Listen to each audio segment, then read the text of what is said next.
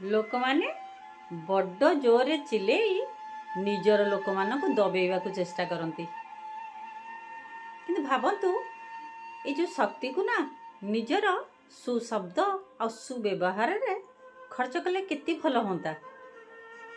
ଫସଲ ସିନା ବର୍ଷାରେ ଭଲ ହୁଏ, କିନ୍ତୁ ବନ୍ୟାରେ କ'ଣ ଫସଲ ଭଲ ହୁଏ, ବରଂ ନଷ୍ଟ ହୋଇଯାଏ।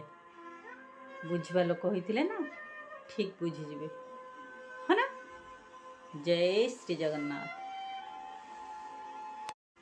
ଲୋକମାନେ ବଡ଼ ଜୋରରେ ଚିଲେଇ ନିଜର ଲୋକମାନଙ୍କୁ ଦବେଇବାକୁ ଚେଷ୍ଟା କରନ୍ତି। କିନ୍ତୁ ଭାବନ୍ତୁ, ଏଇ ଯେଉଁ ଶକ୍ତିକୁ ନା ନିଜର ସୁଶବ୍ଦ ଆଉ ସୁବ୍ୟବହାରରେ ଖର୍ଚ୍ଚ କଲେ କେତେ ଭଲ ହୁଅନ୍ତା। ଫସଲ ସିନା ବର୍ଷାରେ ଭଲ ହୁଏ, କିନ୍ତୁ ବନ୍ୟାରେ କ'ଣ ଫସଲ ଭଲ ହୁଏ, ବରଂ ନଷ୍ଟ ହୋଇଯାଏ।